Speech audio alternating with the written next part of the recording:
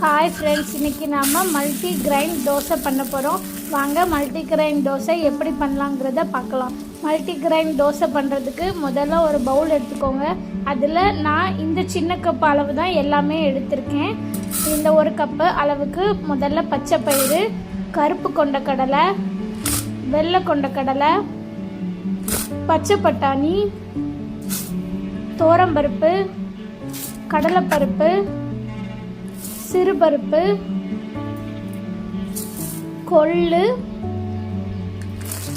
ராஜ்மா, உளுந்தம்பருப்பு, அரிசி மட்டும் 2 கப்பு போட்டுக்கிட்டேன். அதுக்கப்புறம் நிலக்கடலை.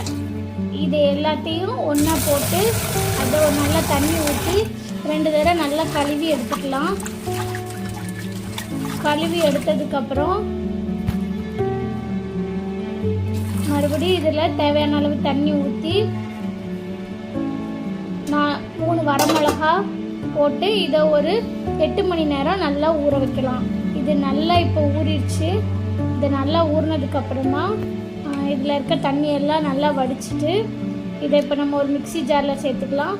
மிக்சி ஜாரில் இது எல்லாத்தையும் சேர்த்துட்டு 2 பல் பூண்டு, ஒரு சின்ன துண்டு இஞ்சி, அப்புறம் 1/2 டீஸ்பூன் ஜீரகம், தேவையான அளவு தண்ணி ஊற்றி இது எல்லாத்தையும் நல்லா கையில் அரைச்சி எடுத்துக்கலாம். இந்த அளவுக்கு நல்லா தோசை மாவு பதத்துக்கு நல்லா அரைச்சி எடுக்கணும். இப்போ அதில் தேவையான அளவு உப்பு,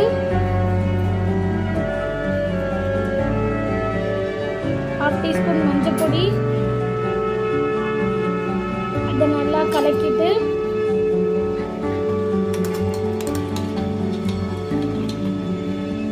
அதையும் இதோடு சேர்த்து நல்லா மிக்ஸ் பண்ணிக்கலாம். இது எல்லாத்தையும் நல்லா மிக்ஸ் பண்ணணும்.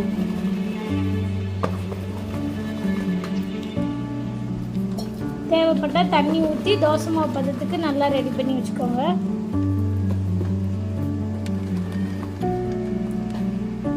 இப்போ நல்லா இது ரெடி ஆயிடுச்சு. இப்போ நம்ம தோசை ஊற்றிக்கலாம். அடுப்பில் ஒரு தோசைக்கல் வச்சுட்டு அதில் எண்ணெய் தடவிட்டு இந்த தோசையாக ஊற்றிக்கலாம்.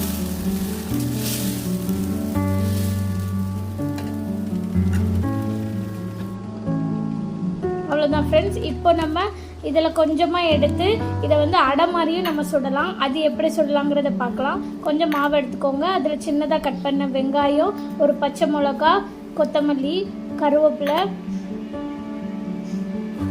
இது எல்லாத்தையும் போட்டு நல்லா மிக்ஸ் பண்ணுங்க. இதெல்லாம் நல்லா மிக்ஸ் பண்ணதுக்கப்புறமா அடுப்பில் ஒரு தோசைக்கல்லை வச்சு அதையும் நம்ம இப்போ எண்ணெய் தடவிட்டு அடை மாதிரி ஊற்றிக்கலாம்.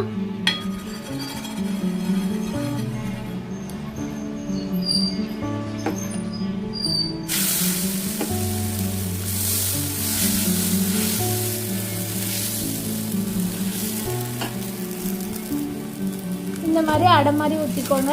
ஒரு பக்கம் வெந்ததும் இன்னொரு பக்கம் திருப்பி போட்டுக்கலாம். அவ்வளோதான் ஃப்ரெண்ட்ஸ், ரொம்ப ஹெல்த்தியான மல்டி கிரைன் தோசை ரெடி ஆயிடுச்சு. இதை நீங்கள் தோசையாகவும் சுட்டுக்கலாம், அடை மாதிரியும் சுட்டுக்கலாம். எதனாலும் நீங்கள் வீட்டில் ட்ரை பண்ணி பாருங்கள். இந்த வீடியோ பிடிச்சிருந்தா லைக் பண்ணுங்கள், ஷேர் பண்ணுங்கள். மறக்காமல் GR Kids அஃபிஷியலுக்கு சப்ஸ்கிரைப் பண்ணுங்கள்.